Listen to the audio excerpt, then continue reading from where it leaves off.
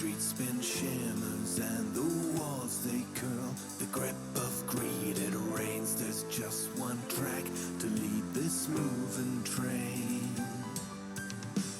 The price of progress is a dying world. The price of trust is pain after the wrath, the bitter shame. Look up into the night. Pillars of risen, they fall in the light. Forward we run, splinter the steel, weaken the wheel. Through life and loss, rivers of soul and flight.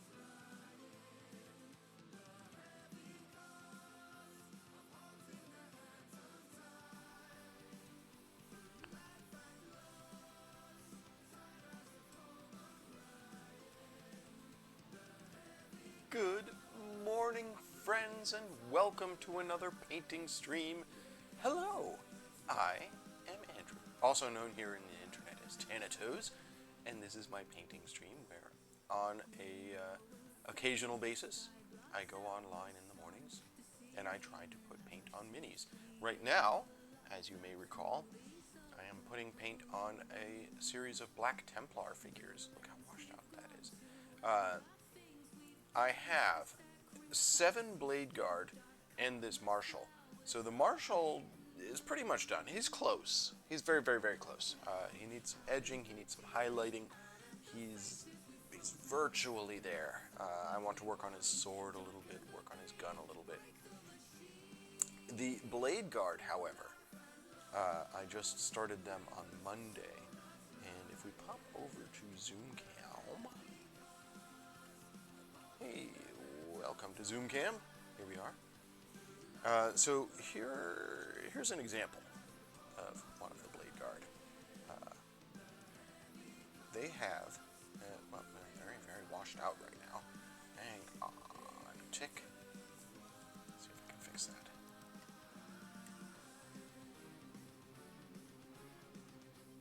That's a little better. Okay.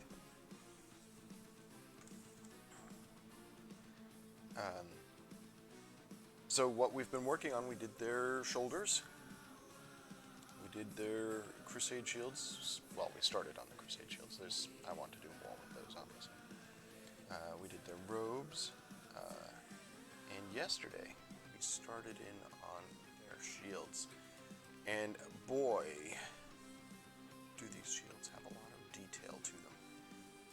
So I finished the base coat of 1 shield out of the 6. And it was actually the most complex shield because it's this one that has 3 little purity seals dangling from it. So we've got that base coat done. Looks passable. It definitely needs work still, but it's still very washed out, isn't it? I don't know.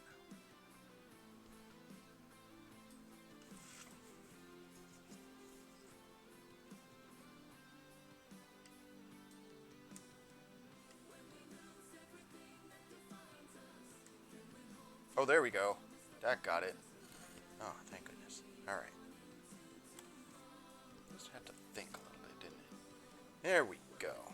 So there's the mostly complete, the 1 shield that I got most of the detail onto. And today's mission is to go from just the red and the white to the red, white, and silver. So that's what I need to do today. And it's going to be a long process. Good morning, Lobster of Revenge.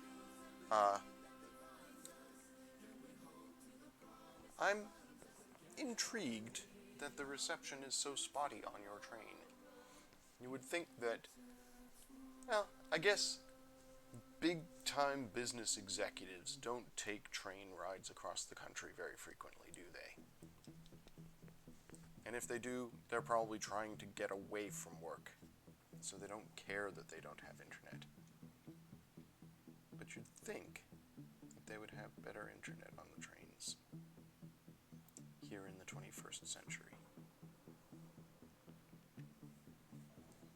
who knows?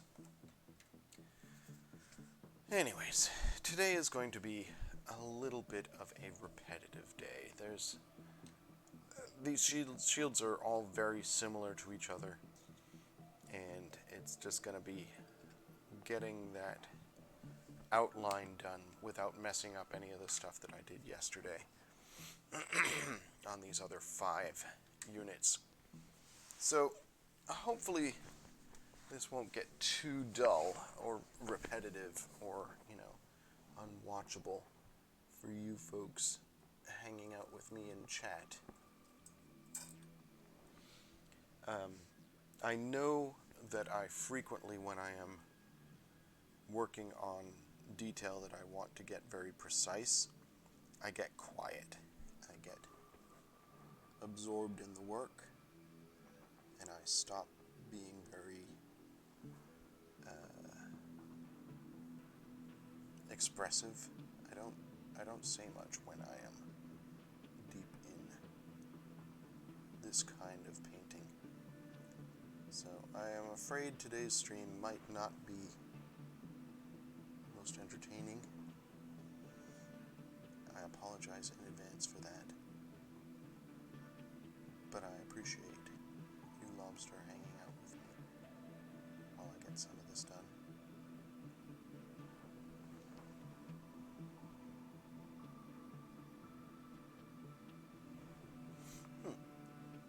Relying on cell service because there's no Wi-Fi on the train. Interesting. I wonder if part of the big infrastructure bill that passed last month will involve getting Wi-Fi on trains. I know improving rural access to Wi-Fi is one of the things that was in that bill. There was a time, a glorious, carefree, innocent time, back in maybe 2017 or so, where I would have said, I'll bet that having better internet access in rural areas will result in a more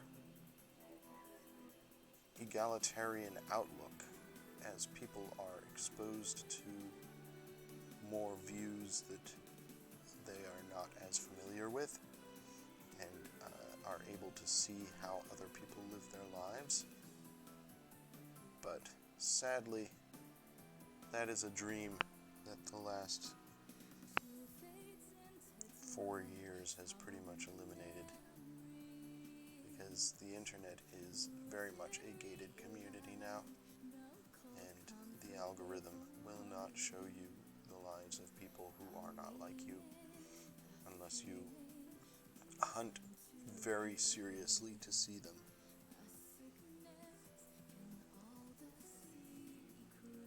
I am very much of the opinion that, in general, peoples is peoples, and we are all more alike than we are different. It's part of why I think everybody is deserving of the same respect and rights. Which is to say, nobody is more deserving. Nobody is superior to other people. Peoples is peoples, and have been for tens of thousands of years. There's this sort of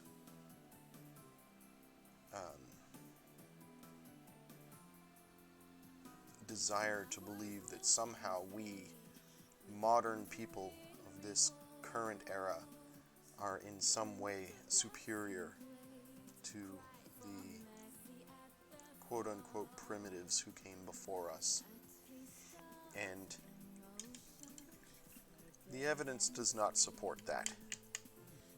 Humankind has changed very little from what I have seen.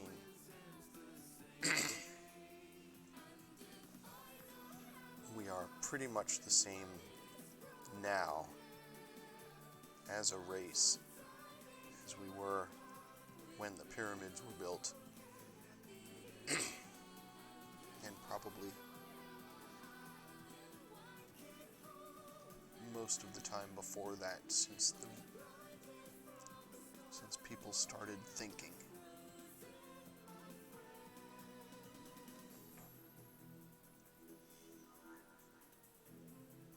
So yeah, I am very much of the opinion that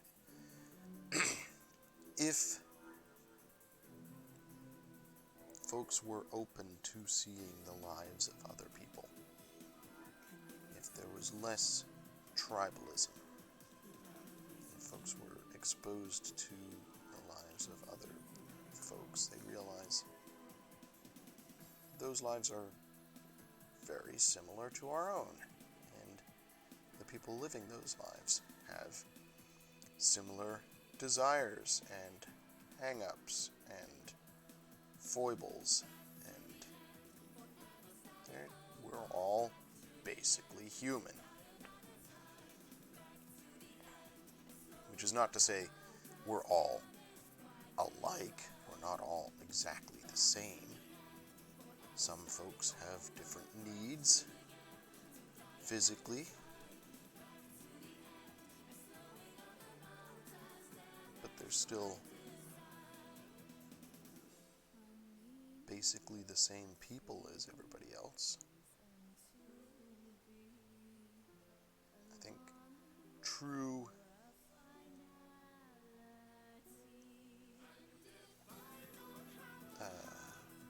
deviations are few and far between.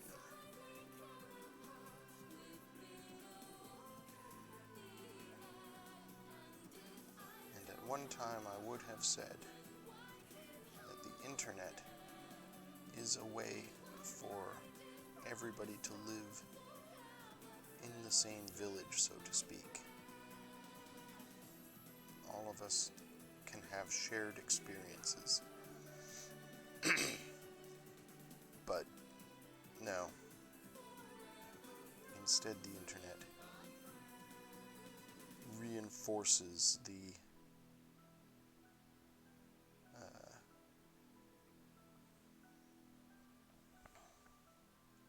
prejudices, because it allows extremists to easily find other extremists, and it normalizes extremist behavior and attitudes.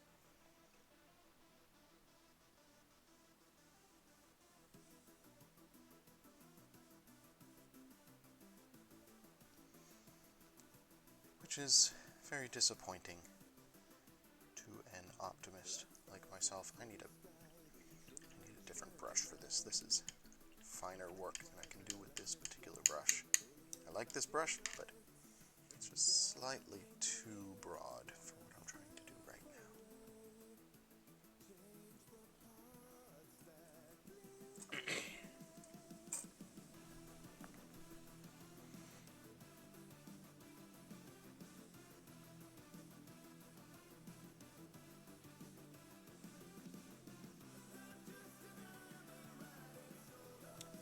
Lobster, I will say, I do not actually remember the Rural Electrification Administration of the 30s, and I suspect that you do not either, because that was before either of us were born. But I take your point that the internet as a utility is definitely something. I think there are several things that should not be in private hands. Transportation, education,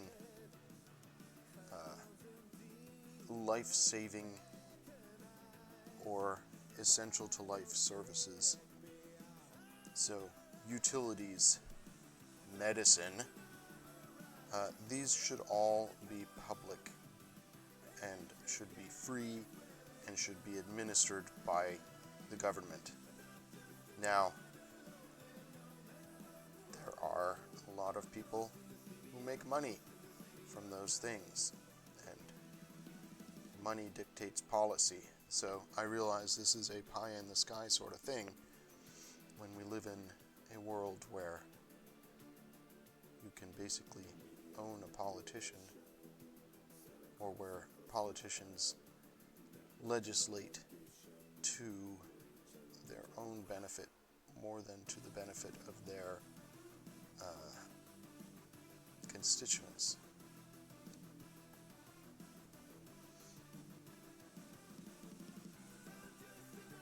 But, I have no problem with a unregulated public market for luxury items. Video games, say, they are not a human right. They are not something that are essential to life. They're something I very much enjoy, but I have no problem with those being privatized.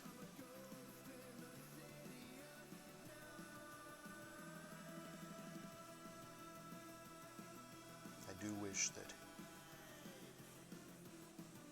the laborers who produce video games do a better job forming unions and fighting for their own rights, but I don't think that video game prices need to be dictated by the government. I'd like if there was less consolidation and collusion,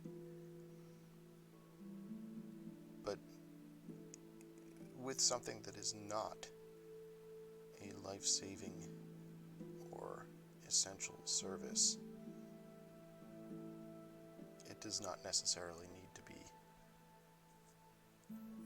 extensively regulated, nor does it need to be made public. That would be just silly.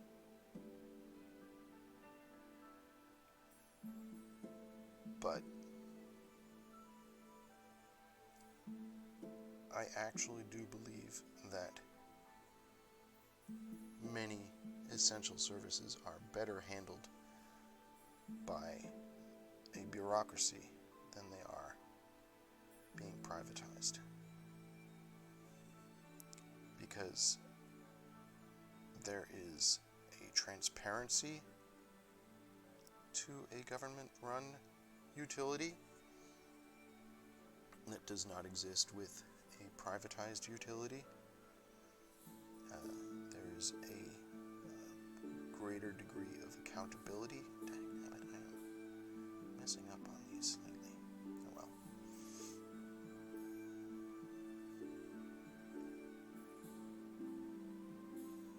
I mean, there's no doubt that there's graft and there's corruption, there's criminality involved, and that is just peoples being peoples.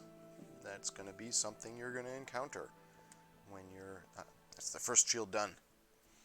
Small benchmark, but that's the first for today. So the second shield. 4 more to go. But yeah, there's going to be graft and there's going to be criminality regardless of whether something is public or private.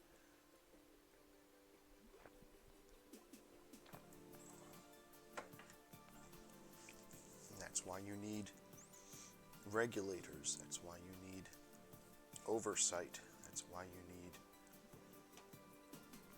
a free press. But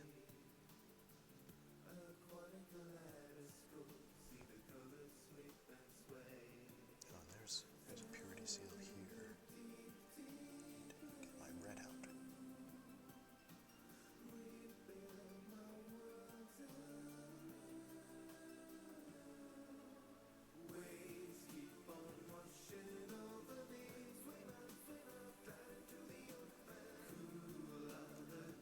fans of unfettered capitalism,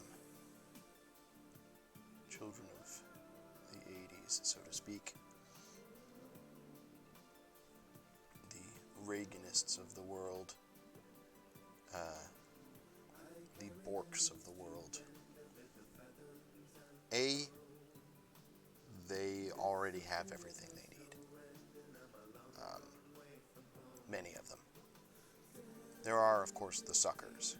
There are the people low on the pyramid scheme who believe the myth of the self-made man who brings himself up from nothing and somehow achieves astonishing wealth.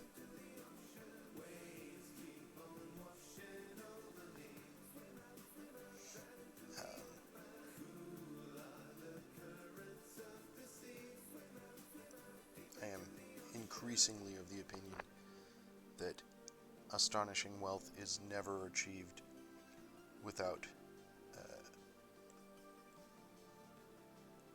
exploitation and outright criminality. They go hand in hand.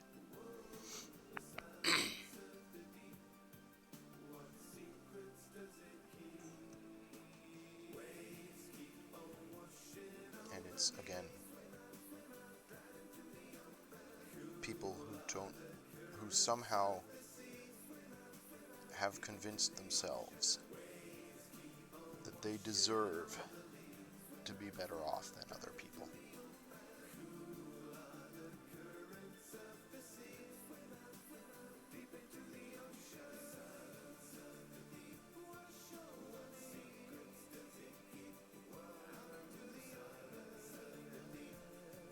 A lot of wealth is inherited and then self-perpetuates.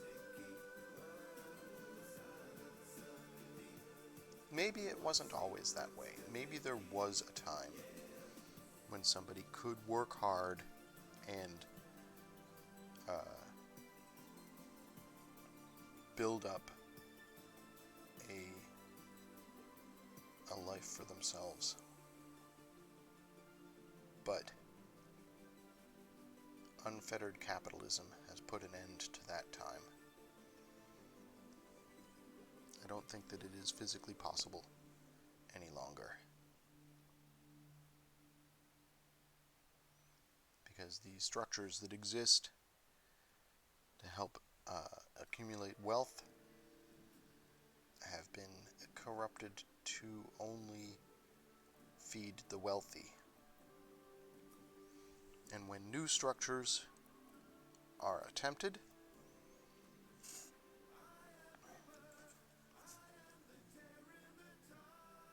they are either corrupted or destroyed.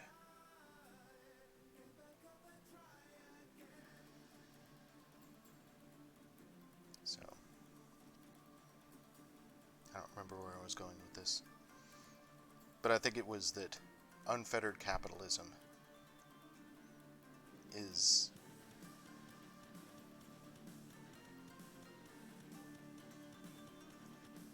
only in service to those who are already in a position of power and authority and have the money already.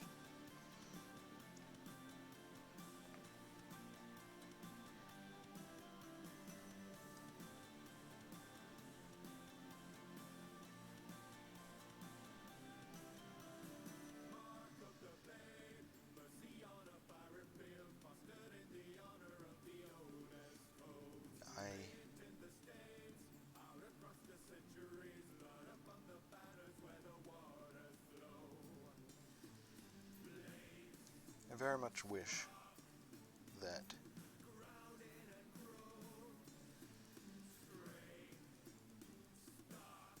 people spent more time helping each other and less time trying to elevate themselves above other people.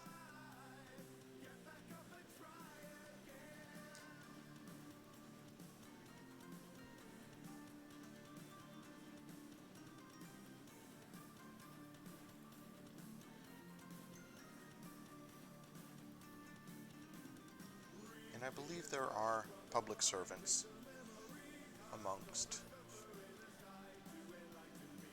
the politicians of the world who actually do want that.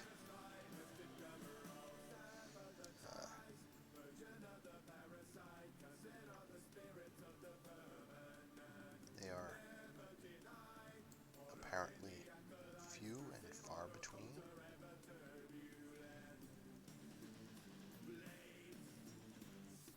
But there are a very few people in positions of power who actually do seem to want to use that power to help people who are not them.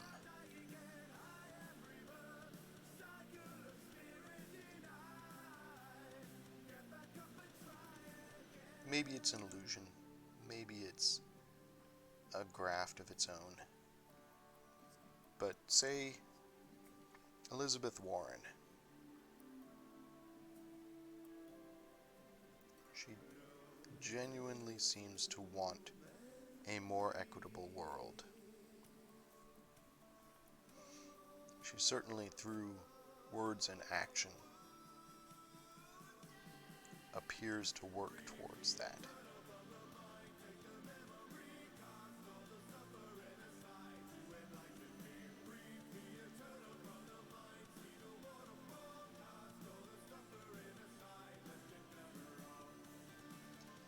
I'm quite curious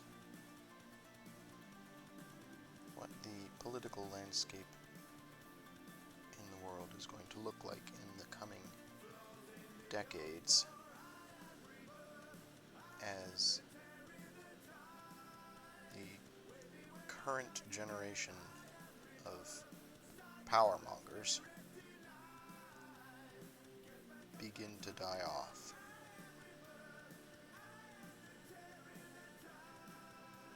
On the one hand, they have arranged a world in which much is in the control of their scions. Dynasties will continue to dominate a lot of politics. We'll have a lot more Rand Pauls.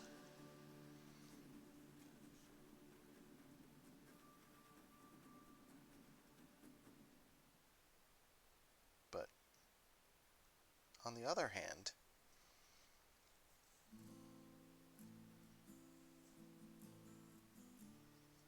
some of those younger generation are not as crafty as their parents appear to have been.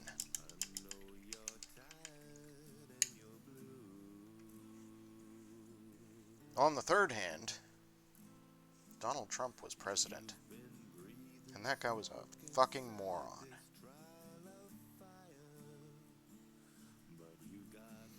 He is one of the dimmest bulbs who has ever been part of American politics. What an utter idiot.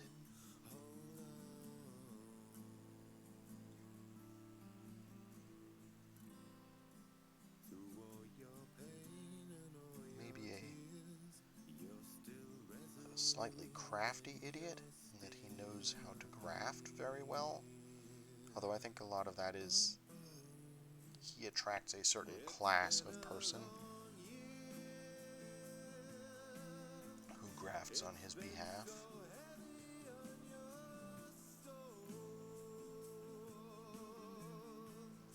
But if we're relying on the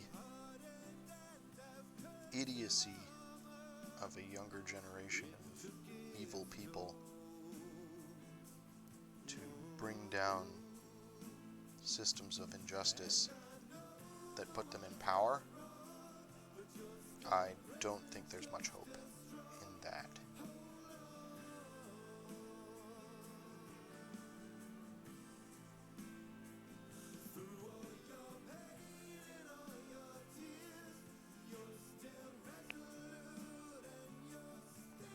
once all the structures have been put in place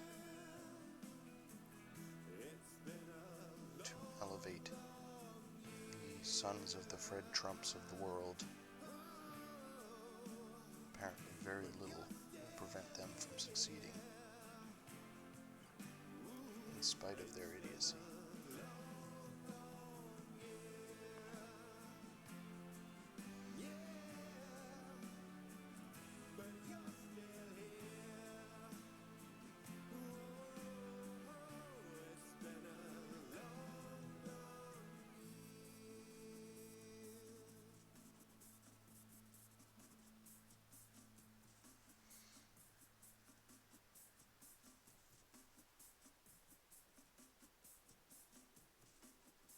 Alright, I think that's... I want to do a little extra work on this shield, because it's got a purity seal there. So let's do that quickly before we move on to the next shield. But we're making good progress here while I ramble.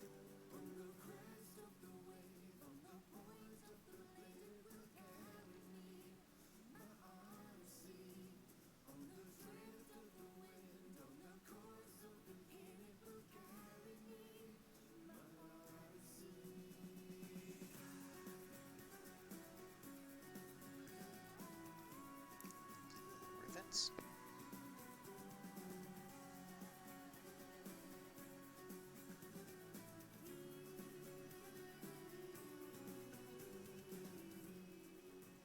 Move on to that purity seal.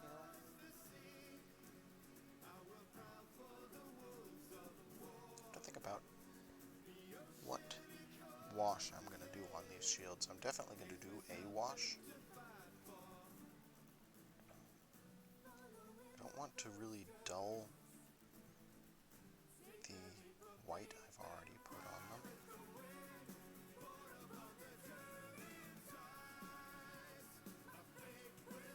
But I think I'm going to do a selective brown wash. I'm not going to go overboard with it, but I'm going to do it around the edges. Just to sort of call some attention to some of the detail there. Alright, let's get out some red.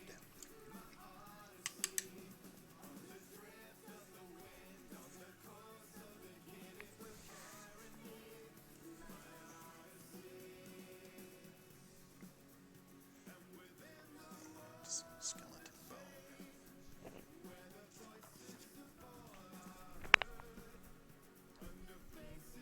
Greetings, call me Oak. Welcome, welcome. I am rambling in my way as I put a little bit of paint on some Black Templars. I am working on a squad of Blade Guard, as if you're familiar with 40k you might have noticed.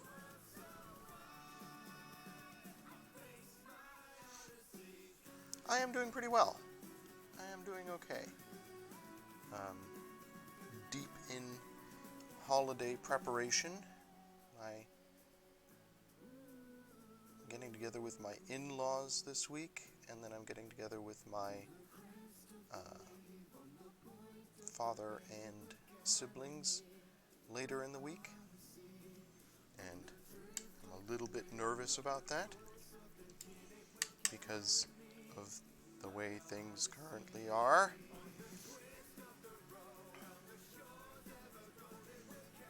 But in general, I'm okay.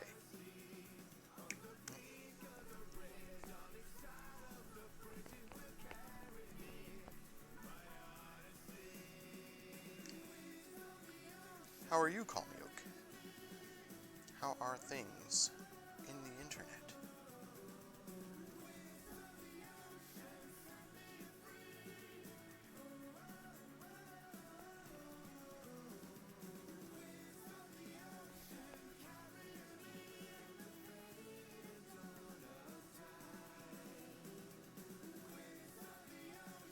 I said at the beginning of today's stream that this is slightly repetitive work.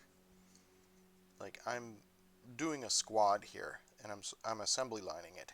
So I'm doing all of these blade guard at the same time. And the result is that I have days like today, where I have to do the trim on a bunch of shields, all in the same day.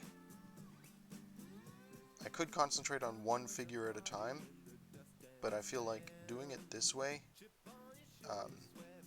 results in a more cohesive whole at the end.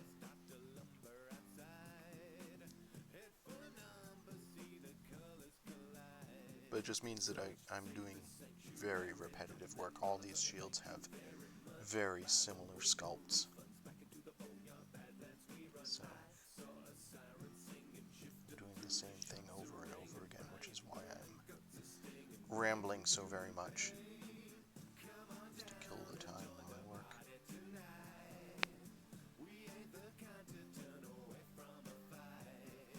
Oh, excellent. What sort of art do you do? As you can see, I paint minis. This is what I do on the internet. I don't do it professionally. I am just a hobbyist who enjoys painting, and I do not claim to be truly spectacular at it, but it's a way for me to keep myself sane.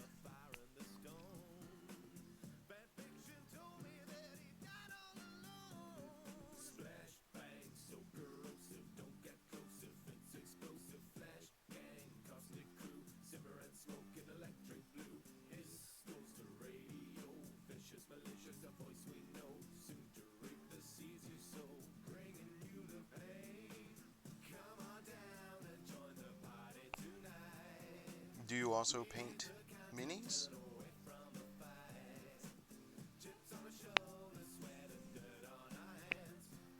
It does seem that from the parlance, talking about tabletop ready and such, you are at least familiar with the mini painting scene.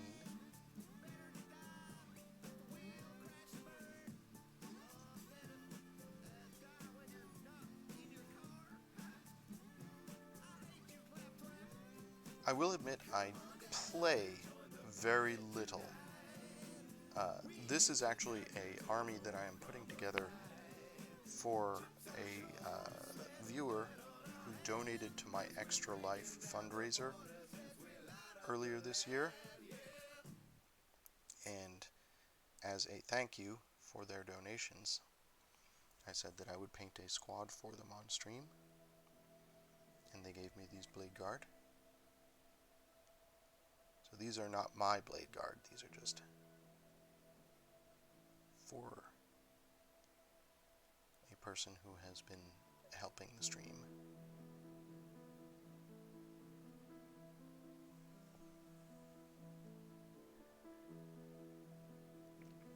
Necrons, Thousand Suns, and Salamanders.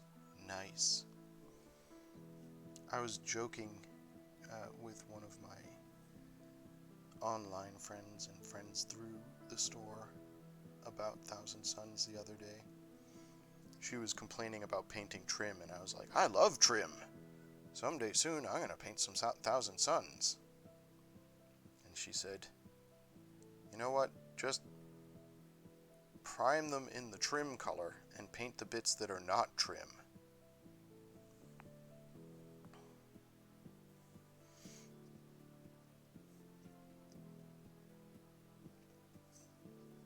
Making some progress there.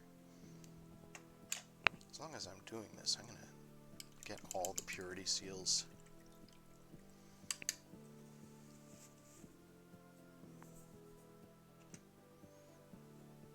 Let's see what I've missed. This guy has one down his leg here.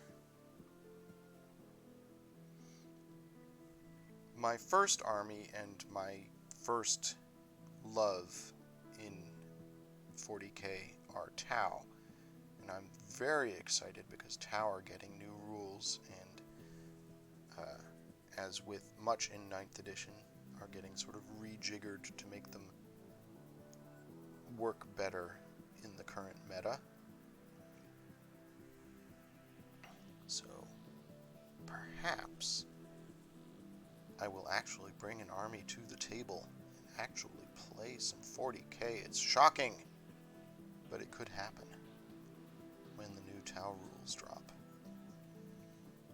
They've already teased some of the new rules, and I'm quite happy with what they've got. They've given the Tau the Eldar Fire and Fade ability, which is to say they can, during their shoot phase, shoot and move, which makes them harder to pin down. The big problem the Tau have is they're largely good in ranged combat and kind of squishy. They're glass cannons. If something closes with them and manages to get close, they're not in a good position. And that seems to be what GW is trying to address with the rules updates. Hopefully, they'll update Overwatch and give Tau a continued ability to make it hard for folks to close with them. The whole idea with Overwatch is that the Tau can, through their greater good ability, any Tau that has line of sight can react to something closing on another Tau that's out there on the battlefield. So you can, if you have Overwatch turned on, so to speak, you can hopefully eliminate threats before they reach you. Doesn't work all the time, but that's the ambition. So that's always been Tau's thing. And that hopefully will be continuing in the new edition. They haven't really said anything about that, but the things that they have spoiled or previewed for the Tau update. Oh man, I just completely wrecked that skull. Dagnabbit. There we go. That's a little better.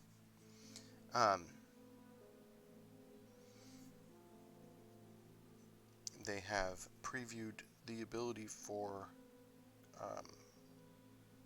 Tau armored suits to fire into enemies who are toe-to-toe with them. So they have some point-blank range firing ability, which is very, very handy if you're having problems with things that have closed with you too quickly. Like I said, they have fire and fade now. If they have jetpacks. They have to have jetpacks to be able to do it. And they're buffing the Tau dropship so that if you drop units onto the battlefield in the turn that they're dropped, and this might be another jetpack thing, I think they may need jetpacks to make this work, but as they're landing on the battlefield and they get a shoot, and if they, I think it's on 6s, they get additional hits. It's something like that. I read it yesterday, and obviously it is not fully absorbed. But the basic idea was that if you have a Manta and you're using it for deployment, your troops get a benefit as they're deploying.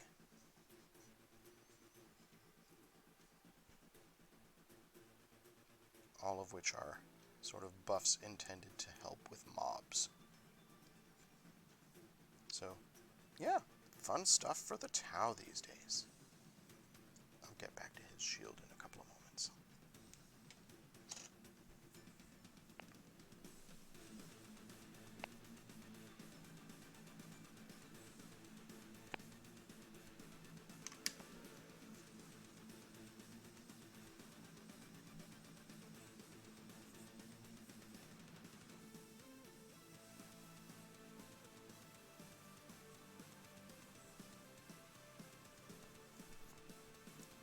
One of my goals for the coming year, for 2022, is to try and paint more units I'm not familiar with. Like, I'll definitely get back to my Tau. I'll definitely be painting more Tau for my army. Lord knows if I'm getting a Manta, I may want to get myself a airbrush just for that, because that is one big honkin' ship. But I also want to try doing some other units and other paint schemes. It's part of what this stream is about, is trying to push myself and do new things that I'm not as familiar with. And the reason I mention that is that Salamander are one of the things I want to try. Lobster, you're probably not familiar with the Salamander, but they're Space Marines that generally have a very cool green paint scheme.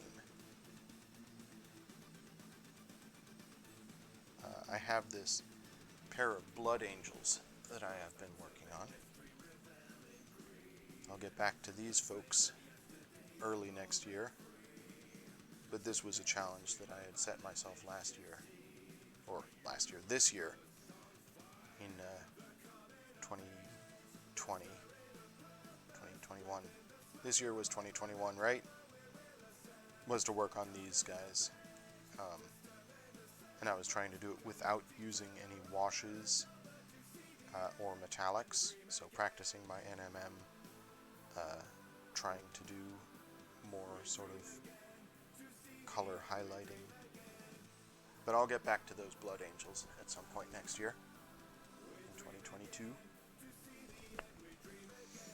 I'm very much enjoying getting a chance to do these Black Templar. I will certainly, almost definitely, be doing more Black Templar. The person who gave me these to work on, these Blade Guard, has some of the new Black Templar models and has offered to let me paint them as well. So I may get to do Helbrecht and the new Black Templar commanders. Excuse me. And some of those are very, very cool looking.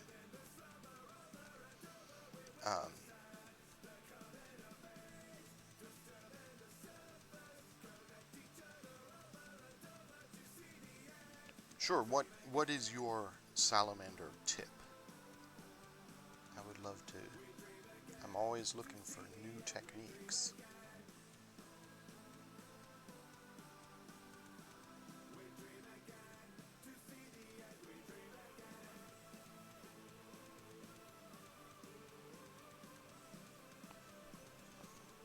I think I'm almost done with all the purity seals here. Then I'll get back to shields.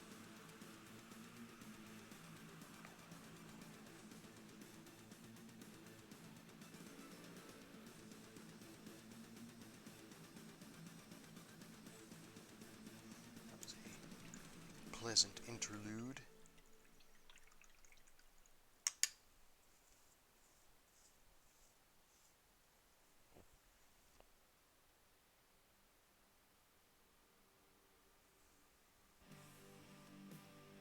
Another of my 2022 plans is to try and do some larger Necrons. I want to try and do a iridescent carapace using non-iridescent paints. So I've seen a few absolutely gorgeous, and you don't think of Necrons as gorgeous, but they can be.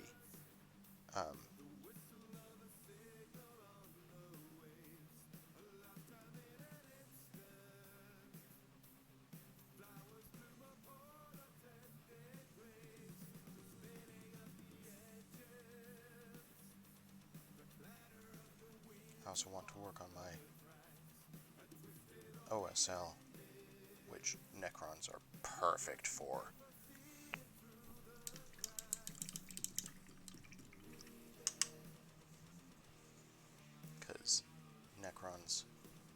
artificial life forms have all sorts of cool light sources that you get to play with.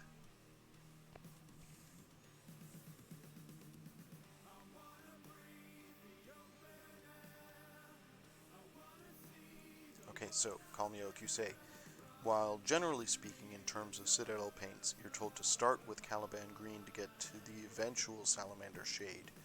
It's faster and cheaper to start with Death Guard Green. It requires less layers of lighter green to bring the Salamander Shade, so it uses less paint overall. I appreciate that tip. I actually don't tend to use Citadel paints. I mostly use Vallejo and paints from various WizKid kits. I use Citadel paints often for edges and highlights. I have a lot of Citadel metallics and Citadel. I have the Soulstones because I like those for detail work, and the washes. I mean, I have a ton of Citadel washes. But in general, my base coats are Vallejo.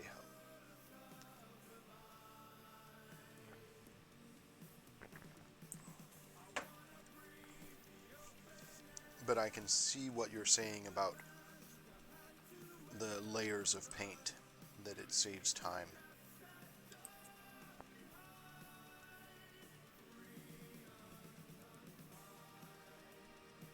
Yeah, exactly.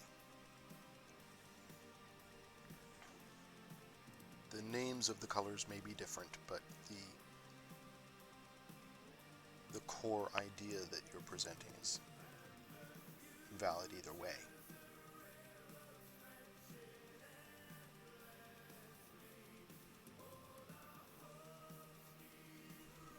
I may try to do some Astra Militarum next year, because I want to practice camo.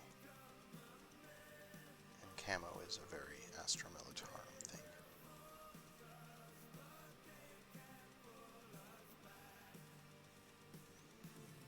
I did the Kriegsman from the Kill Team Octarius box on stream earlier this year, but I didn't do them in a camo scheme. I did them basically in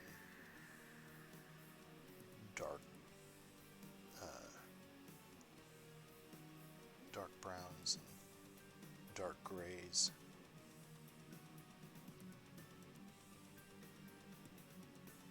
But they're the only Astra Militarum that I've done so far.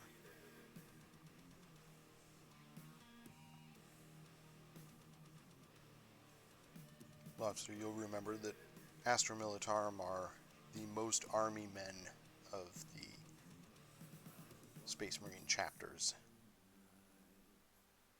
And they frequently have a very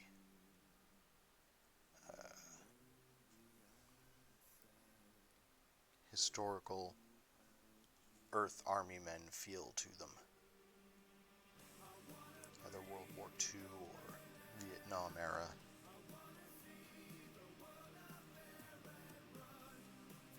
Oh, there's a purity seal that I completely missed. Right here on this shield.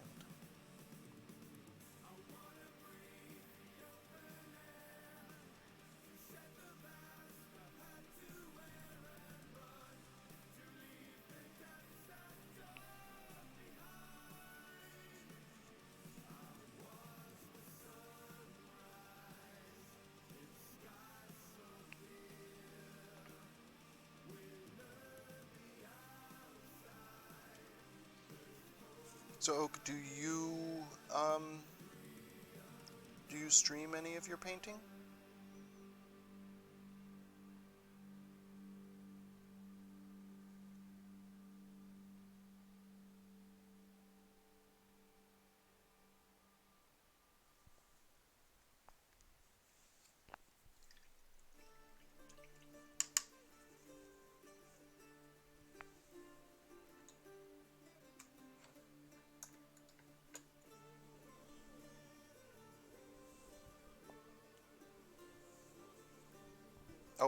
quite right, Lobster. Thank you very much.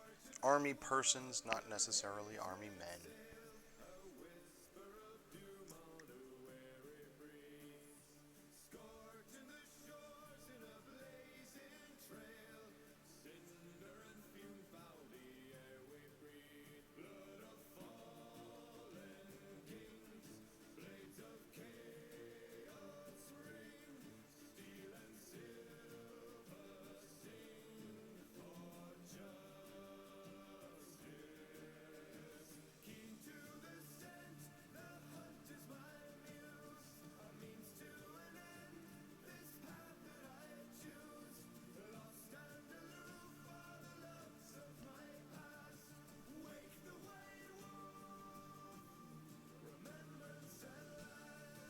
Yeah, digital art. Sounds cool.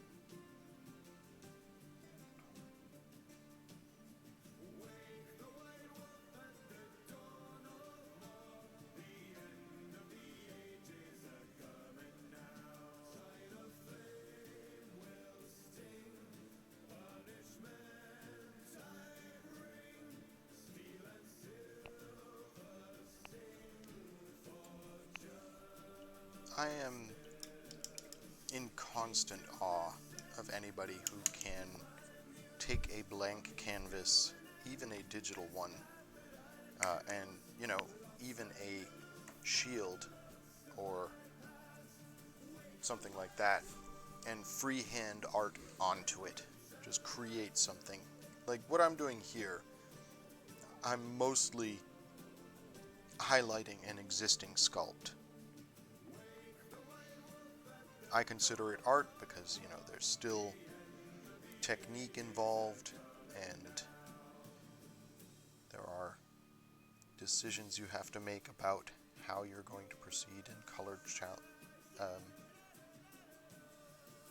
and technique and stuff like that. But my attempts at freehanding have been less than successful. They don't always come out looking the way I want them to. And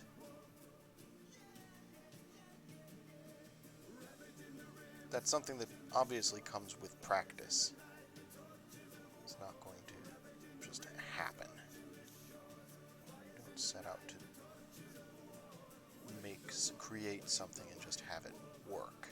You have to learn how to do it to get the muscle memory.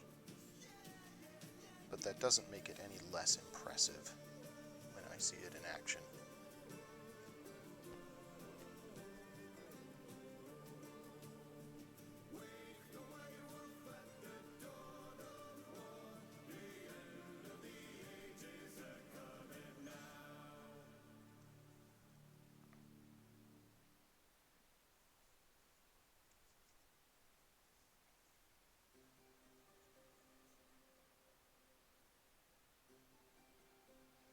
It's actually an interesting distinction, Oak. Army soldiers versus just soldiers called to arms by other means.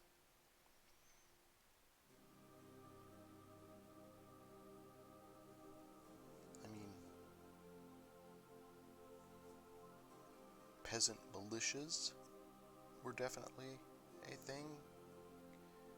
There are a certain portion of the populace who seem to think that militias are still a thing.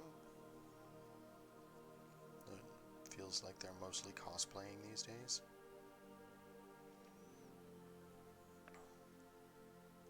Like you said, Crusaders, which very much segues into what I'm painting right now, because the Black Templar are very much the Crusaders of the 40k universe.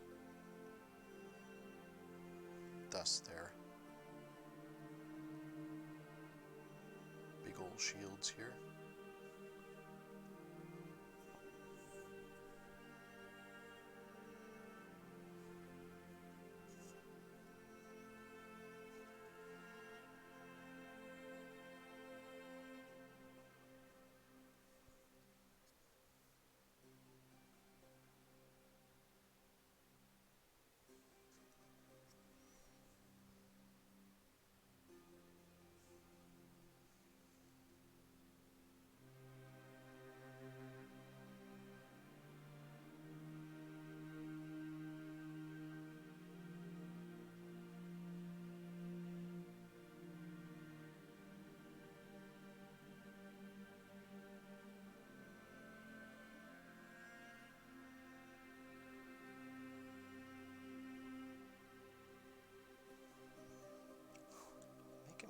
progress here.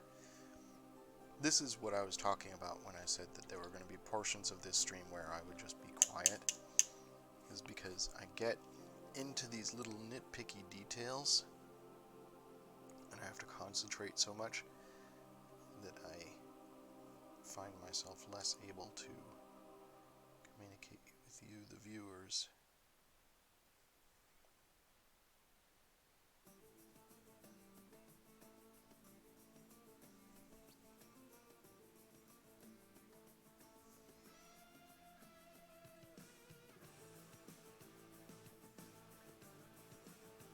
How am I doing temporally today? It's 11 o'clock now, and I've been doing nothing but shields and purity seals for most of an hour.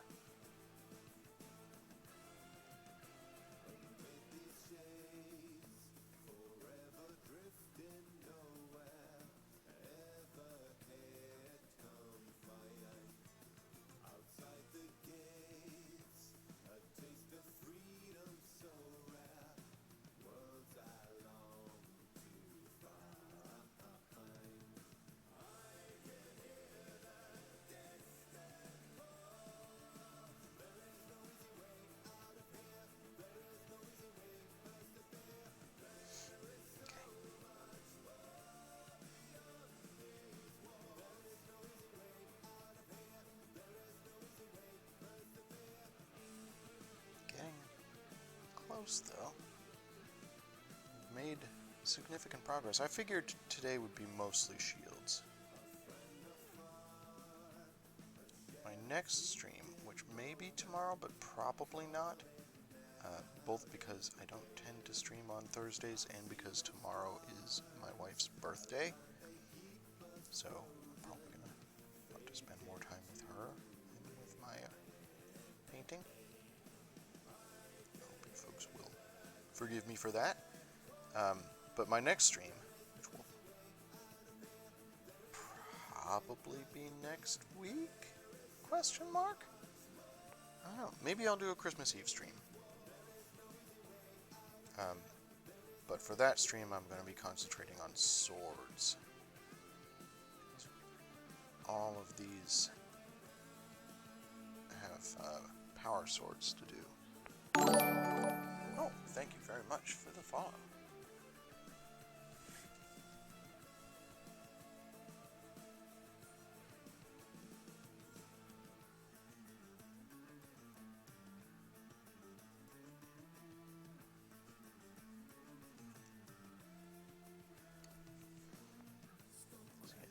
Power swords, where that's the only portion of these models that I'm planning to do any NMM, and even then just sort of a very rudimentary. I'm not gonna try not to obsess with it, because I am painting a whole squad and I don't want it to be something that ends up taking too much of my time. But yeah, they're going to be a bit of a time sink, because I want to get a fair amount of detail into those swords.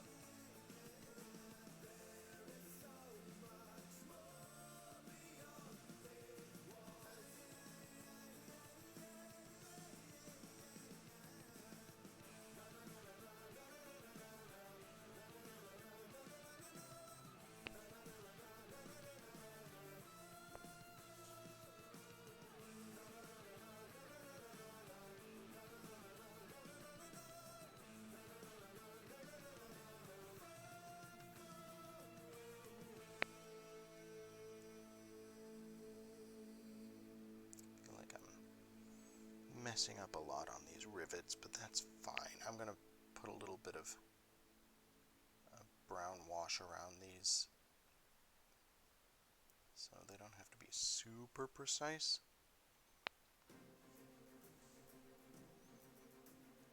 Just don't want them to be bare.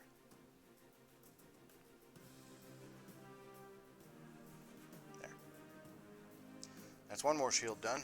Well, base coat of one side of one more shield.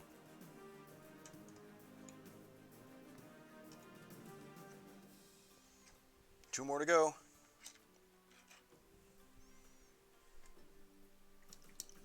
And if I finish those 2 before the end of the hour, which seems likely, I'll probably move on to their belts, scabbards, and holsters. Which means I'm going to have to get some brown out.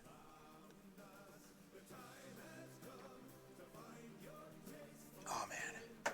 Coffee.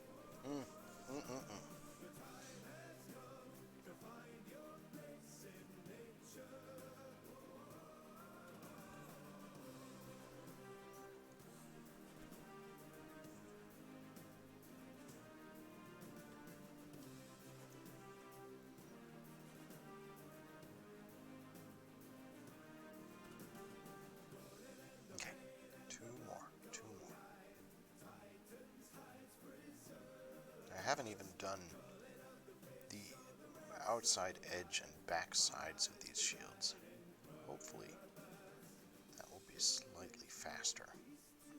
So I'm not doing a lot of color and don't want to. I mean, the back side of the shield is definitely visible if you turn the figure, but I don't feel like it's as much a focal point. So when you look at these guys, the shields are one of the first things you see, which is why I wanted to spend some time on them to make them look good.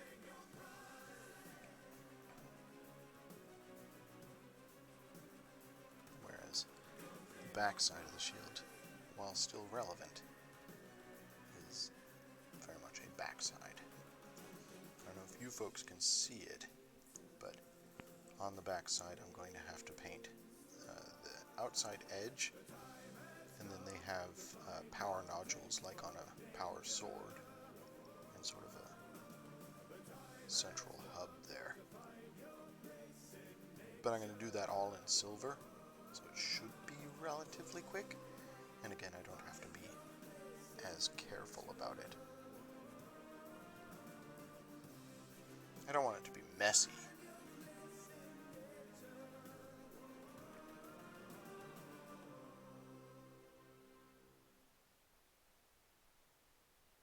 Oh man, that was unfortunate just there.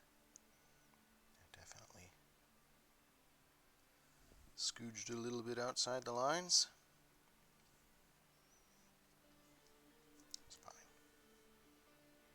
Everything's fine. The wash will save me.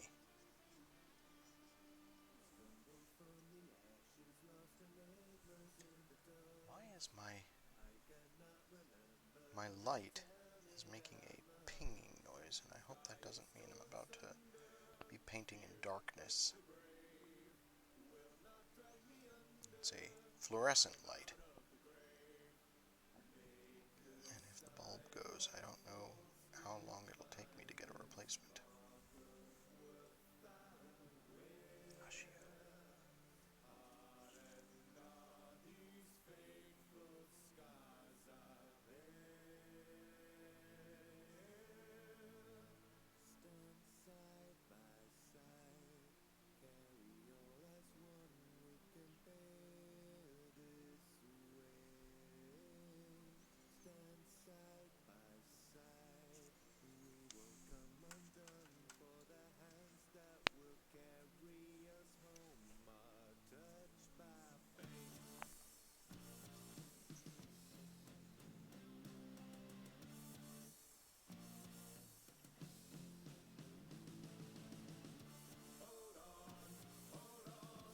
Almost there.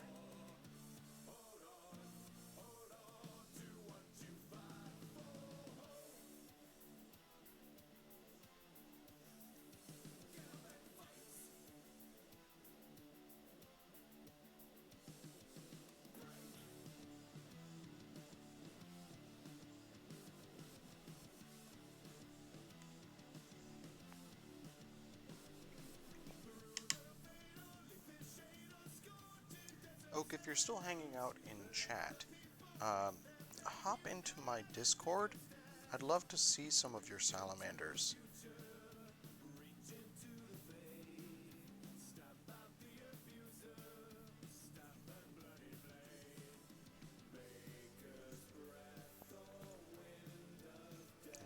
Necrons and stuff.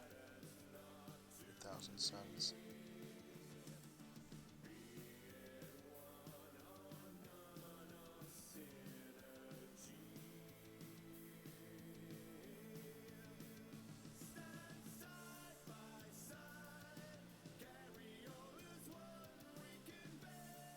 One of the channels in my Discord is Share Your Accomplishments, where you can post some of the art you've been working on.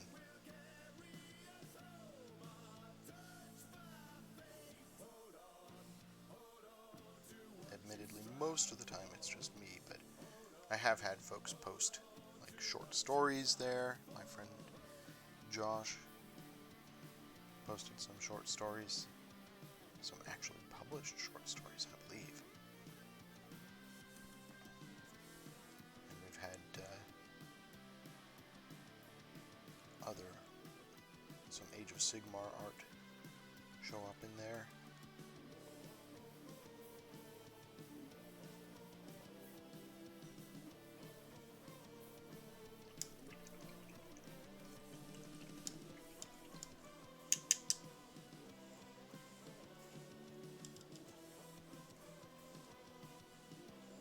But I'm always happy to see what other people are doing.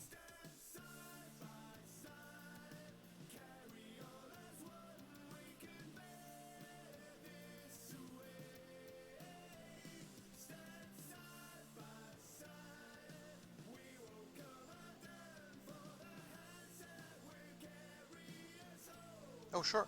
Yeah, post a link in chat. I believe I've got links turned on.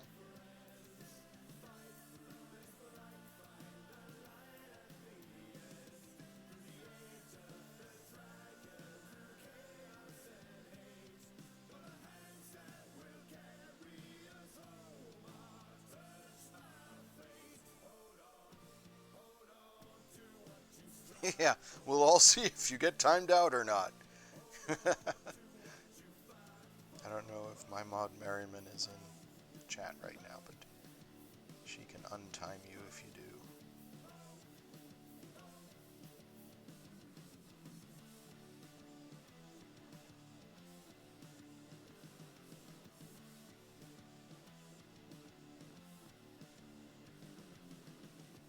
Lobster, did I ever make you a mod? I don't remember.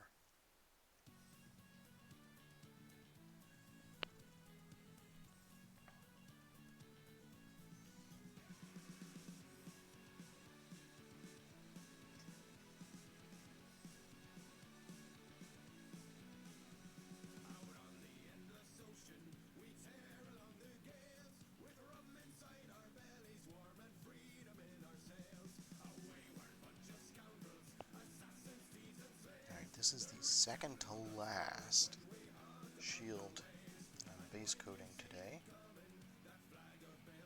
Getting close, chat.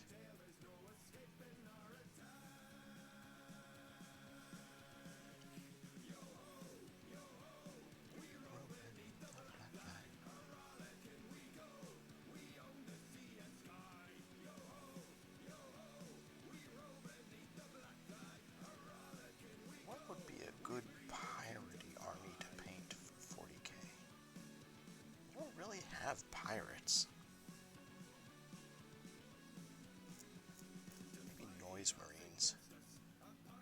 Paint them piratey.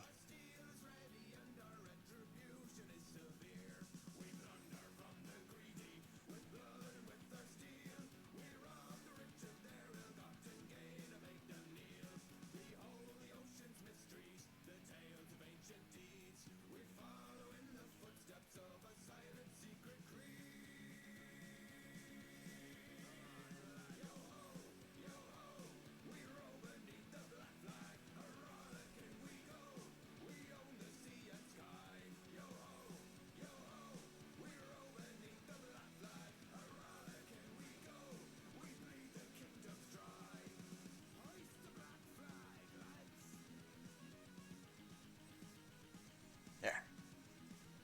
Done with another shield.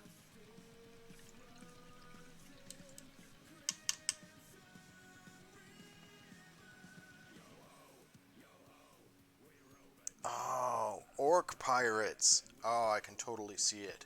Yeah.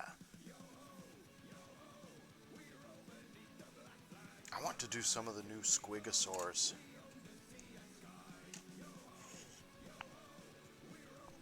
I've only done one orc. I did a Pain Boy this year.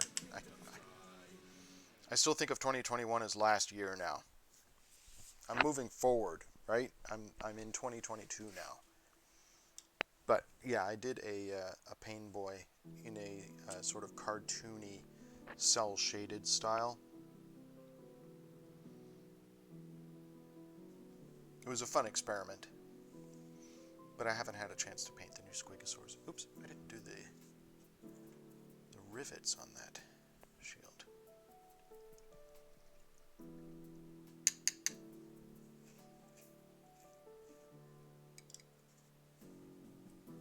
Ah.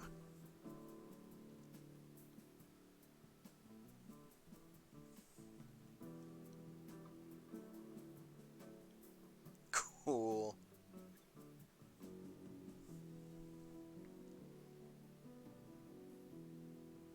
I love those fire effects that you got on there.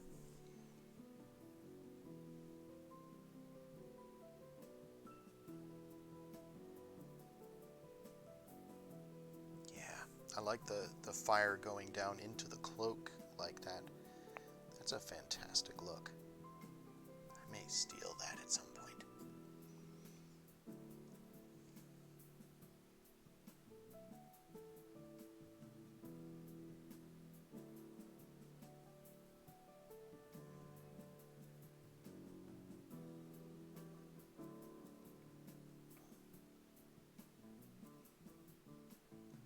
For Extra Life, I painted up Be'lakor, the giant demon. And that gave me an opportunity to practice a little bit with fire. But I'd love to do more.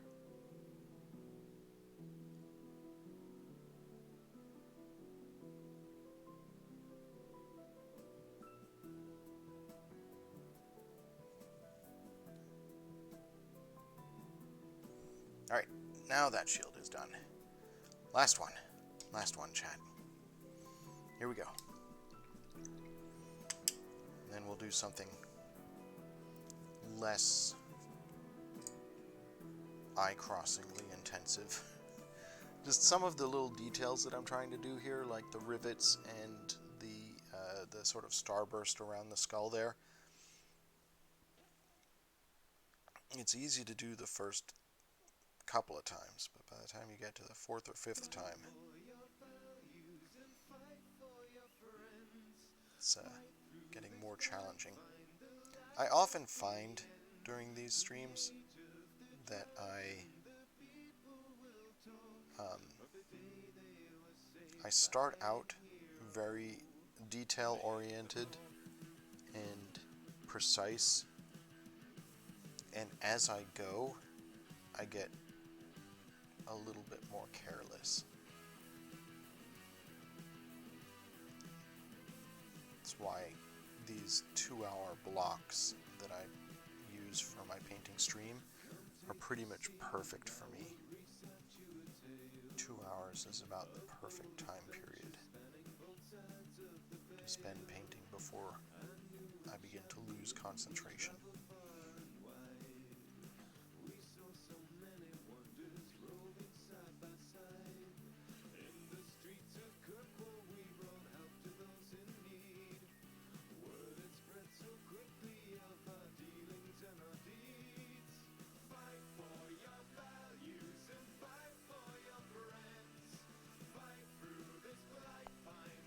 Someday I'll do like some marathon streams.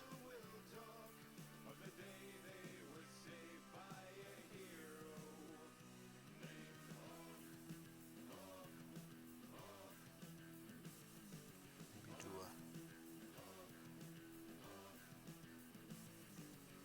an entire squad in one day or something like that. I definitely could do it. The Kriegsman from the Kill Team box, I think I figured it took me about 10 hours to do that squad. just over the course of 4 sessions, because I did one 4-hour session, and then I did 3 2-hour sessions. I think that's right. I'd have to check the VODs or the YouTube archive.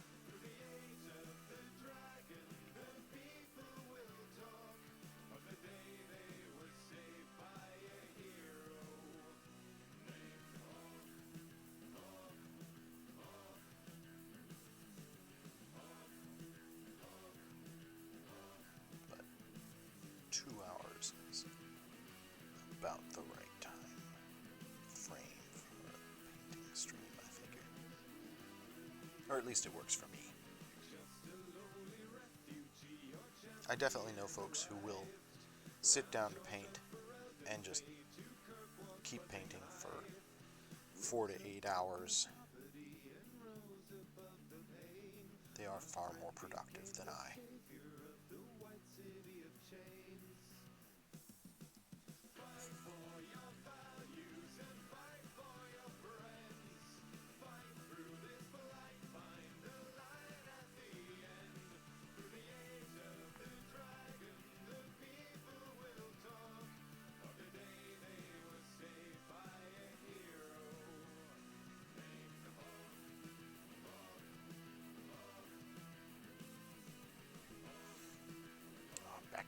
Backstory and fluff on your Death Guard. Let's see.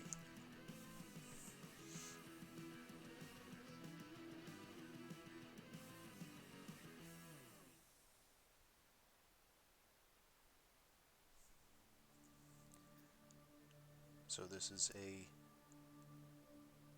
mantle in the lore of Nurgle which nobody has, and this army is painted as an explanation. Cool.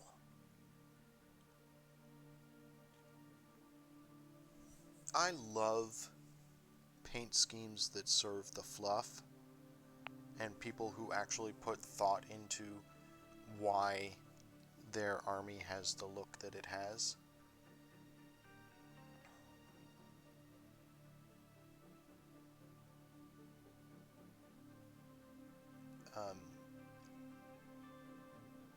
At my local game store, where I work, when we have 40K competitions, there's often a painting component. And one of the things that the judge has said about judging those painting components is that he looks for a story because it helps to make sense of the army that he's looking at. Particularly with display boards. Display boards, some folks will just have a board and put their army on it and don't put much thought into it. But when you go the extra mile and make it a diorama and it tells a story in the mind of the person who judges our painting competitions, that is it can be a tiebreaker. Like if you have two armies that are both painted to the same level and both have a display board of a sort, and one of them you can get a sense of a story from it, that's going to be a tiebreaker in that favor.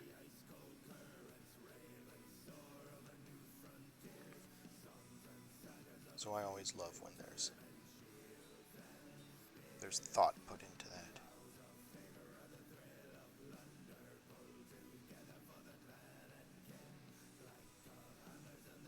Getting close here, chat.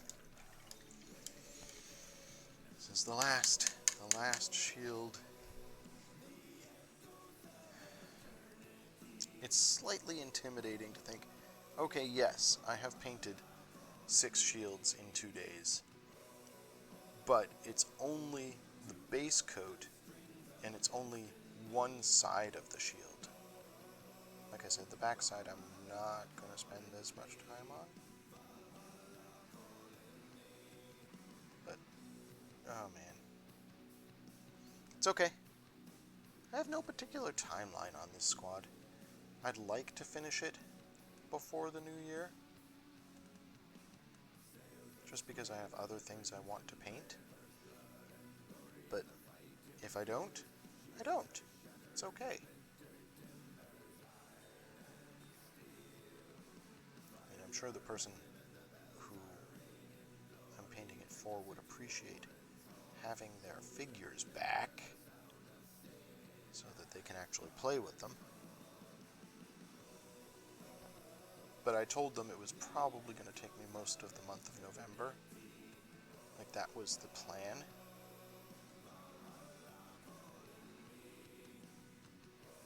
So I set that expectation prior to beginning. Admittedly, I didn't start until near the, or month of December, sorry. November I spent on other things. But yeah, I told them it was going to probably take most of the month of December to get this squad done. And they seemed okay with that, so at least I hope they are okay with not having their figures for a little while longer.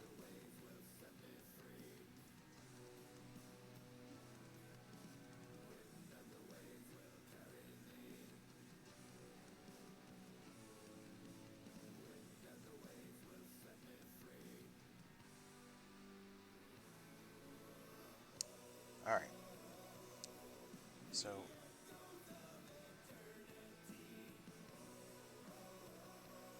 with these last rivets here,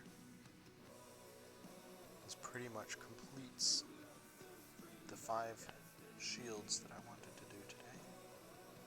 Not perfect, but a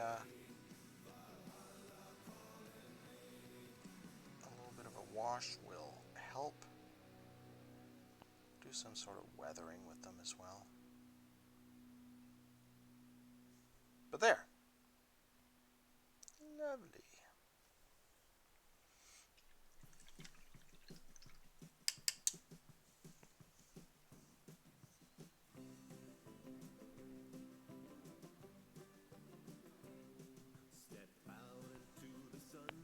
Your Tyranids are from a jungle swamp world.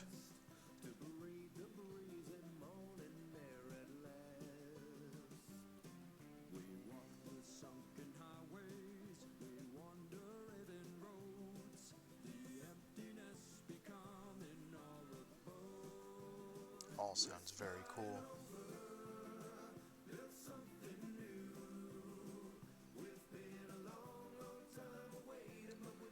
Yeah, I chose to do my Tau with green instead of orange,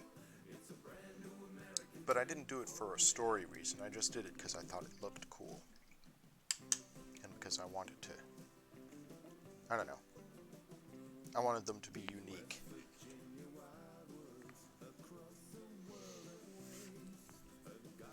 Alright.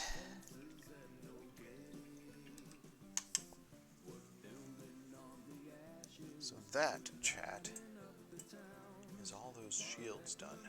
And we've got 20 minutes left. So I am going to work on belts and scabbards. Why not?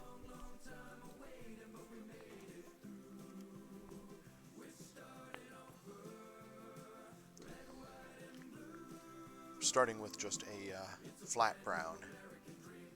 It's very basic brown.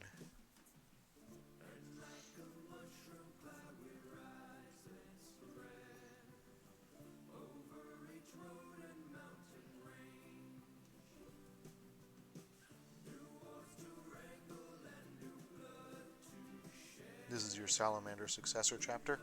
Let's take a look. Ooh, that's exciting. I like that a lot.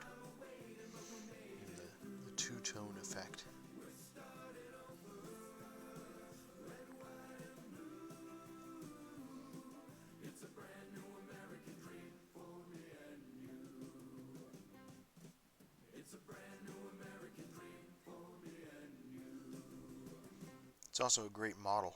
I like the classic GW helmet.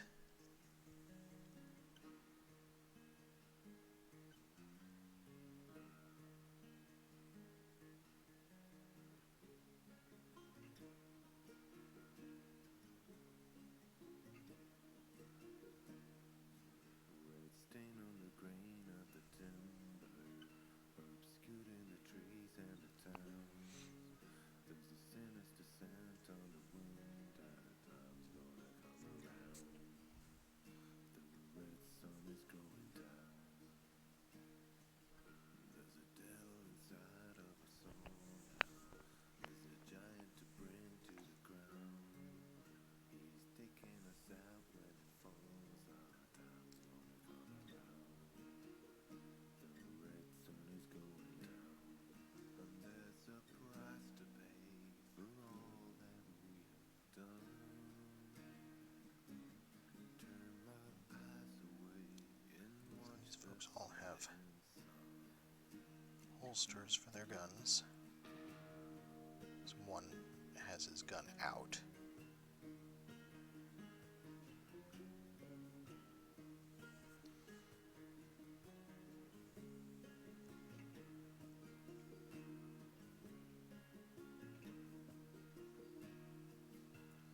I have to think about what I'm going to do for their knees. They have these very distinctive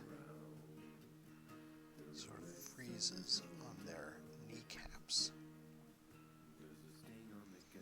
So that's something to think about.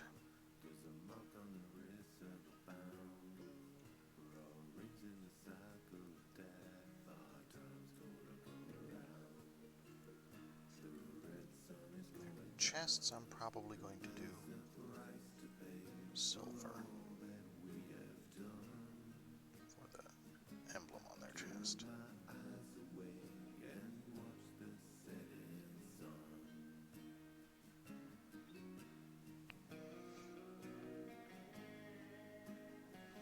So this flat brown, this will obviously look a lot better once I get a wash onto it and some detail, but it's a start.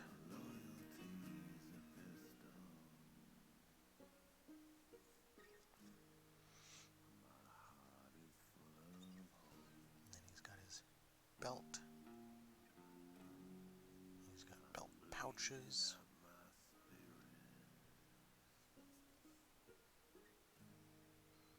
Gotta have pouches. Hold all your ammo and whatnot.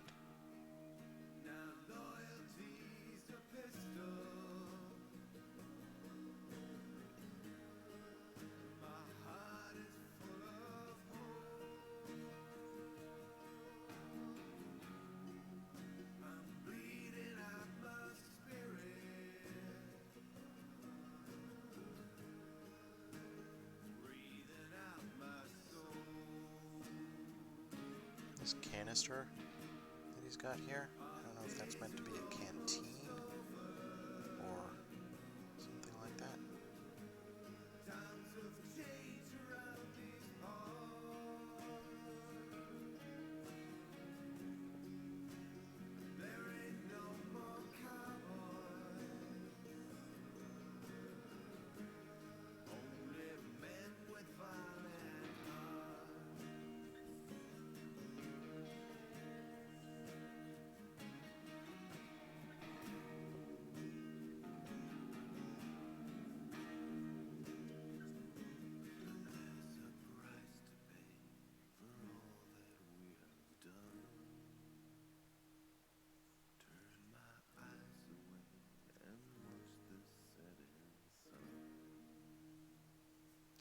He's also got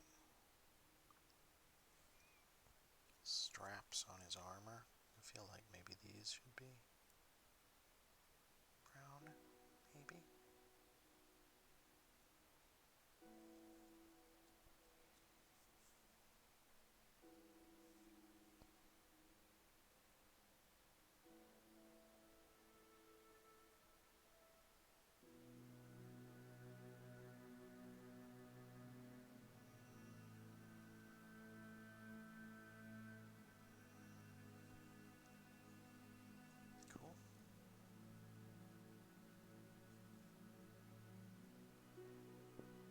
some bits here where the primer never got.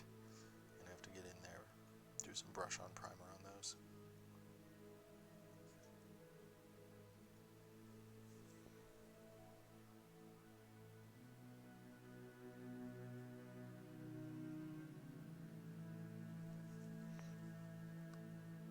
Now, I like the idea of cleaning supplies after a long day of crusading. I mean, who wants to have their armor covered in blood and mud?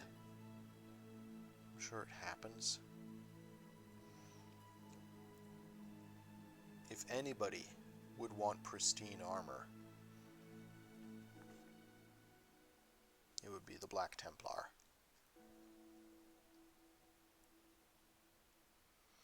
They might get bloody in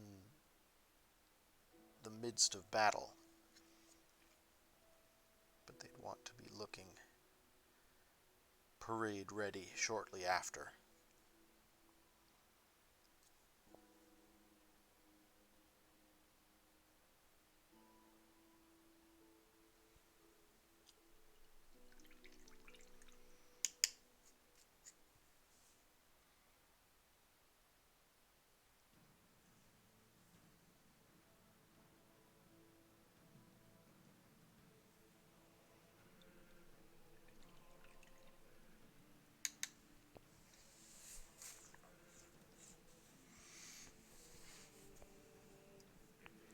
Let's add some silver in here.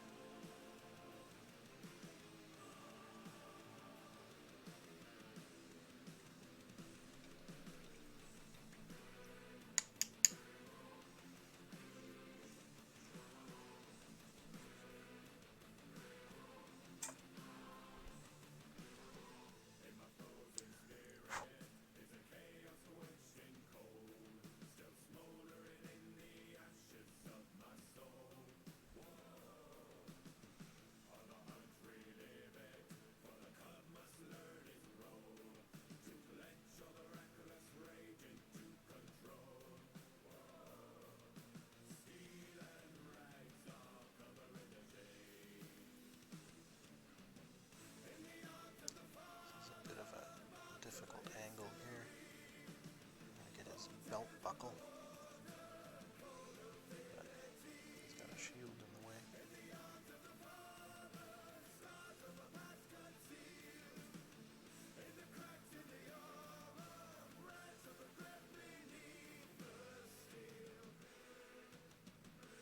And as long as I'm doing silver, might as well do some of these other details. He's got a cross hanging at his side here.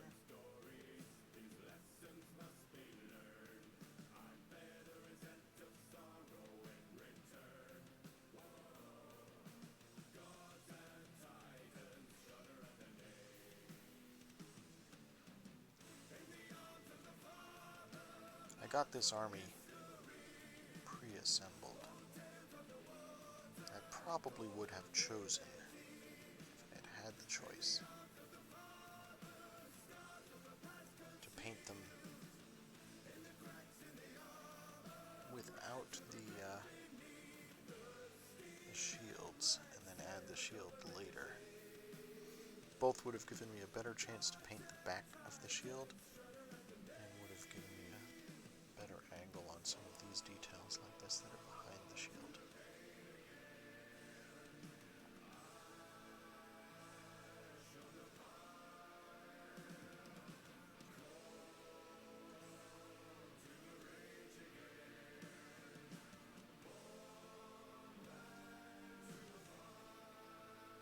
Let's do his kneecap here.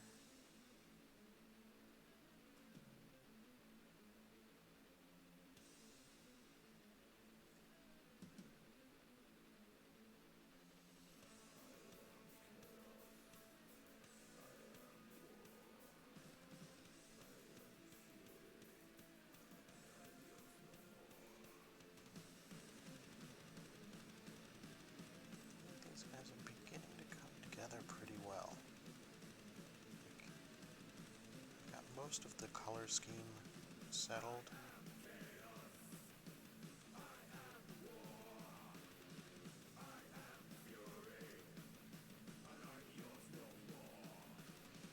So it's just a matter of getting it done. Why does this guy have no scabbard for his sword? He must have dropped it on the battlefield. Unsheathed his sword and threw his scabbard on the ground.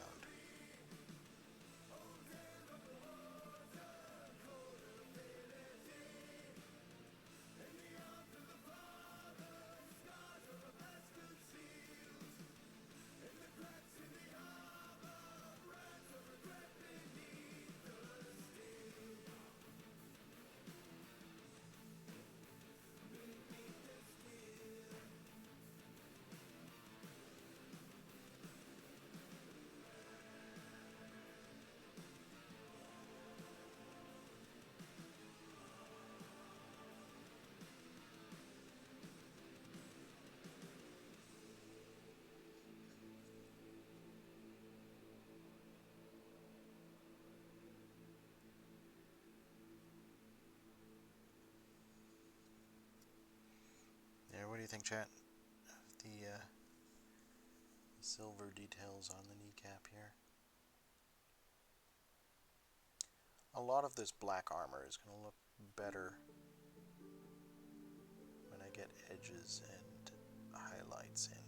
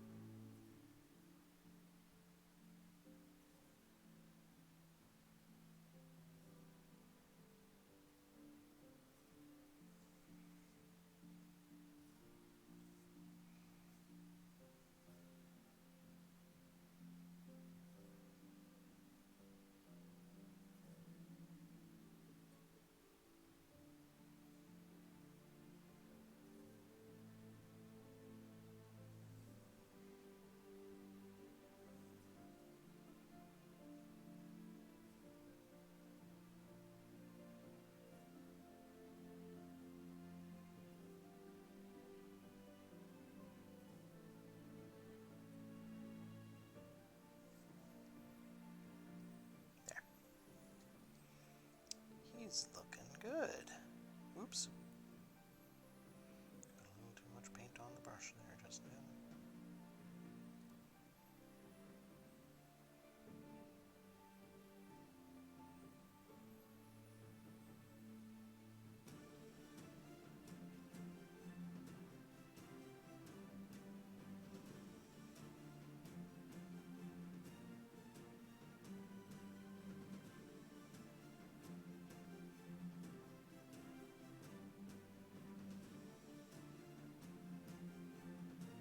Beautiful.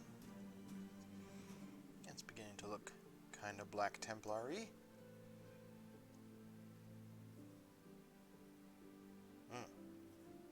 Yeah.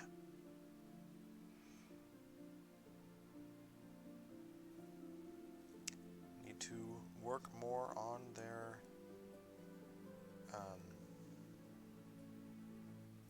shoulder pads.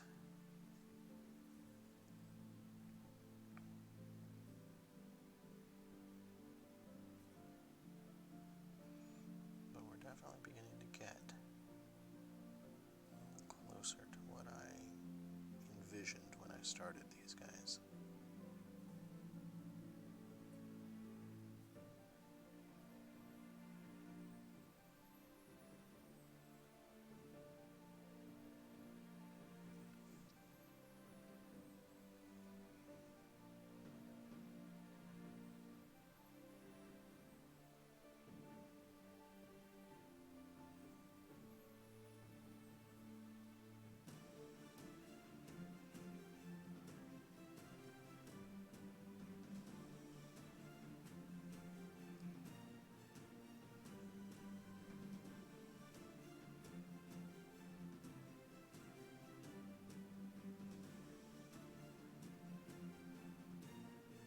Still have to do something with these crusade shields.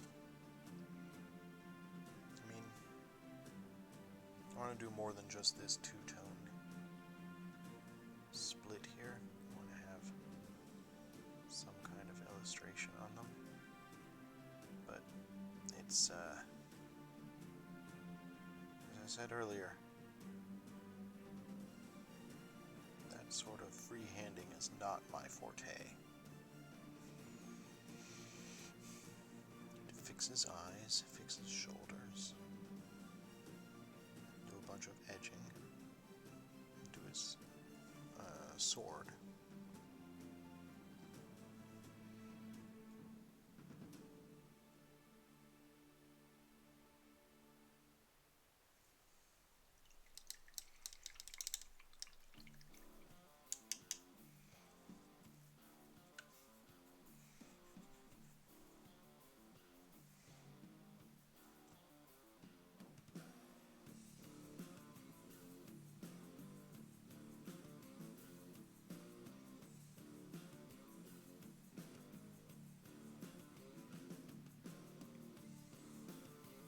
Oak, maybe you know if this this halo has any practical purpose outside of the iconography of the Black Templar. I'm wondering if it's like a radio antenna or something like that.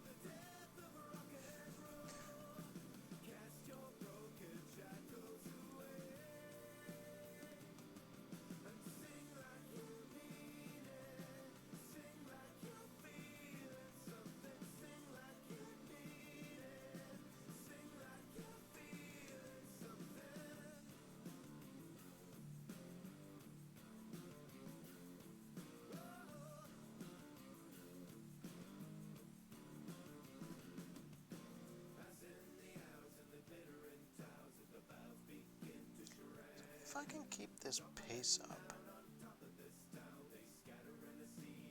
there's no guarantee that I can, but if I can, we'll probably be doing swords on Monday, Sunday or Monday. Well, no, not Sunday, because I have family get-together on Sunday. So probably be finishing swords on Monday, or doing base coats on swords on Monday. Getting some more of this work done, just silvers and browns, detail work over the next couple of sessions. But I should be, perhaps, maybe, on target for finishing Friday next week. That would certainly be exciting.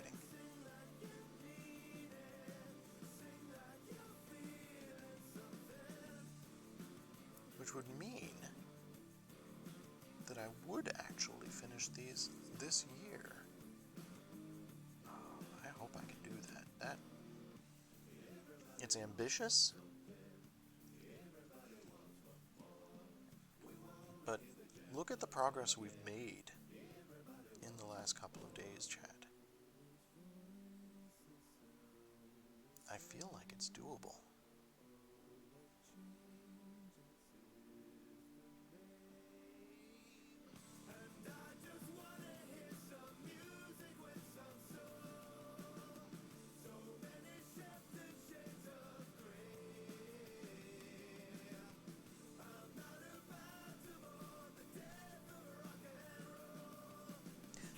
Lobster says that it's an antenna for talking to God. In this case, God being the Emperor, because Imperium of Man.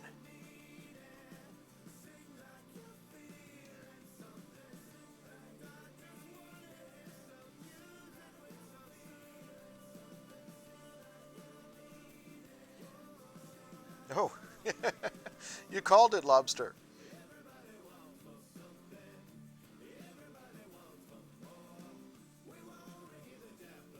No scoped.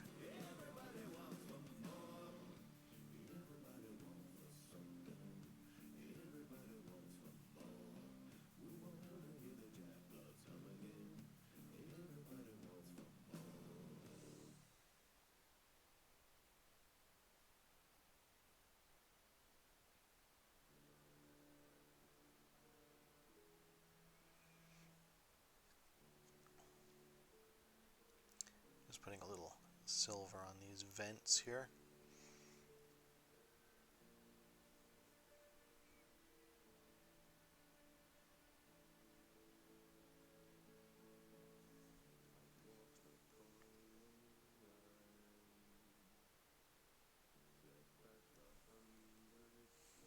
The Iron Halo manifests faith and divine miracle, both from the Emperor and from the saints of the Emperor, but also because humans create a warp field from the Orc War, which can make impossible possible and can allow space marines to do truly impossible tasks.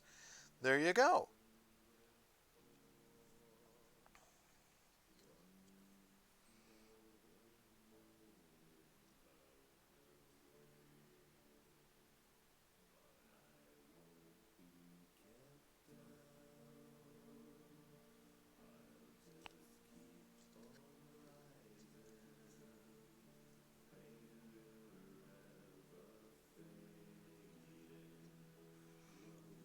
Yeah, in the world of 40k, there's very little difference between the science of the warp and just straight up mysticism. Like, that's where demons come from. That's where the corruption of chaos comes from. But it's also where psychic powers come from.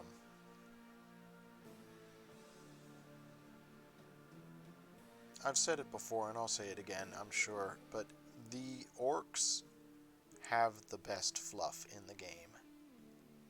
In that they are just mind-bogglingly powerful psychics who don't know that they're powerful psychics, and just what they believe turns out to be true. And they believe some nonsensical stuff.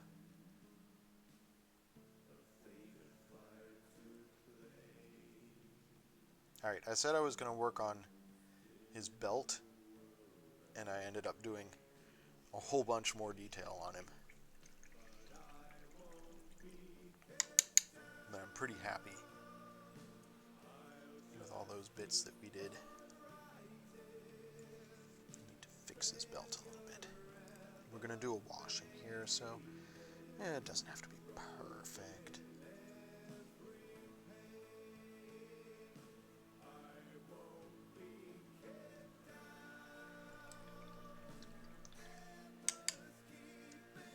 But he is, aside from the sword, and like I said, a lot of fixing up of the armor and edging and detailing, like, he needs washes, he needs edges, but other than that, he's pretty close to done. Ooh, chat. Actually going to work on the Marshal here a little bit, because I painted the hubcap on the back of that guy's backpack silver. I might as well paint the hubcap on the Marshal's backpack silver.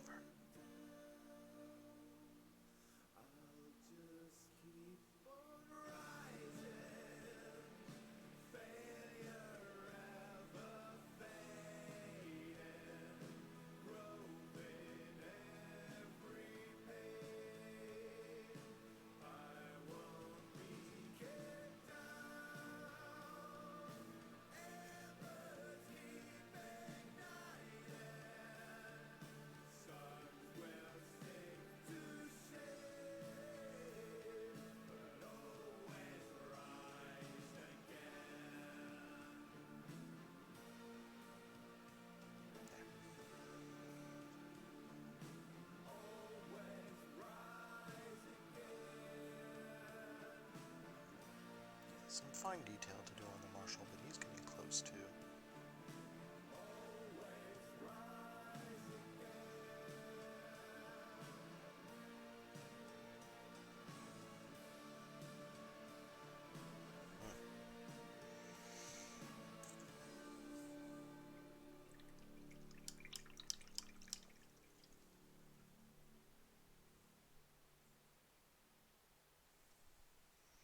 Yeah, the corruption comes from the Imperium. That sounds like heresy to me.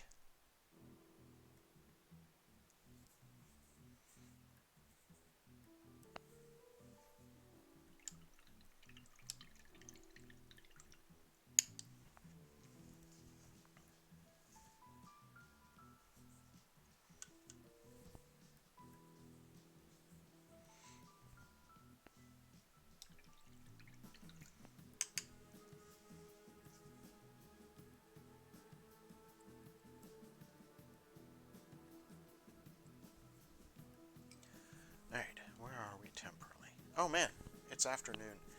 Chat, I got so absorbed in working on that one model that I didn't work on any of the others. But, oh, did we make some progress today? I am super, super pleased with the progress I got done, and it has been an absolute pleasure hanging out with you folks. Oak, thank you so much for joining me. You made this stream a lot more fun. I was going to just sort of ramble on with me and Lobster, but it was wonderful to have you here. The warp is infused by the power of souls in the material world. Yeah, so it works both ways. Humans corrupt the warp corrupts humans. It makes sense. It's good fluff. You know what? 40K, I mean, they've been piling stuff on for 30 years now, and it's good fluff. More than 30 years. Since the late 80s, I want to say. Yeah, Lobster, I will see you tonight over in my wife's stream, twitch.tv/MerrimanLion, where she will be continuing to read from Hogfather by Terry Pratchett. And if you're in the mood to hang out with some sort of chill video game streaming, our friend Pi over at twitch.tv/InsidiousPi will be streaming in about an hour. In the meantime, I'm going to go grab myself some lunch and mentally brace myself for another day of work. I will see you folks the next time that I stream, which most likely will be Monday. That's, you know, I might be able to stream tomorrow, but again, that's my wife's birthday. Then there's New Year's or Christmas Eve, then Christmas, then the day after Christmas, Boxing Day. All of those days are probably not going to be good days for painting. So most likely, I'll be back on Monday. But keep an eye out, because you never know. In the meantime, be excellent to each other, friends, and enjoy whatever art it is you choose to do. I will see you again soon. Have a great day.